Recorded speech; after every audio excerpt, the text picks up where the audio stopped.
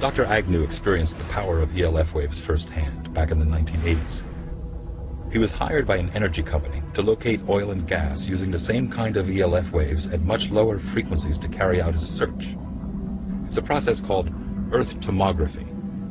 But during one particular incident, Dr. Agnew believes his use of HAARP-like ELF waves accidentally triggered an earthquake.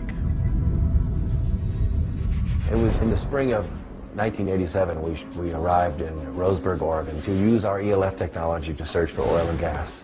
Setting up that day, we had a little bit different results than we expected because the instant that we energized it, there was between a 4 and 4.5 on the Richter scale earthquake that occurred.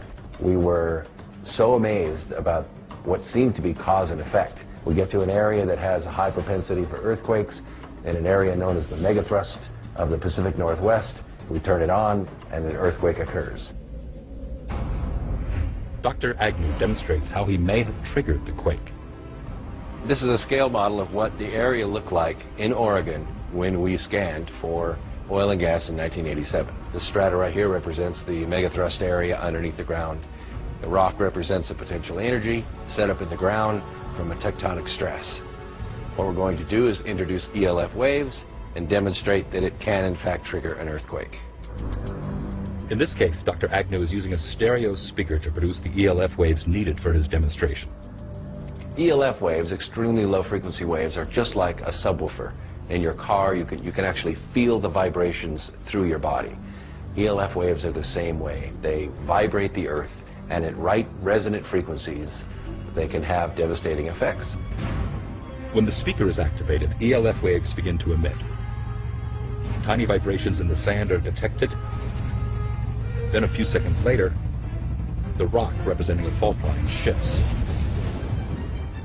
As you can see, in a very few seconds, the resonant frequency built up in our model released the potential energy in the rock. That concussion, on a real scale, would have been felt for 100 miles. These conditions are already set up in the ground. All it takes is the activation energy to make the release happen. This is a small scale, and we're only using 30 watts in this scale. When HAARP's broadcast array in Gakona, Alaska sends pulses of ELF waves into the ionosphere, the waves get reflected back down and pass through the earth and ocean. If 3.6 million watts of ELF waves were purposely or accidentally aimed at an already unstable fault line, it could, according to Dr. Agnew, cause a tremendous earthquake. Looking at just simple instabilities, what does it take to create an avalanche? A guy walking across an unstable ice field. What does it take to trigger an earthquake? The right signal coming in when the pressures are already built up and they're at their threshold. That feather, and in our case that hammer, releases that energy.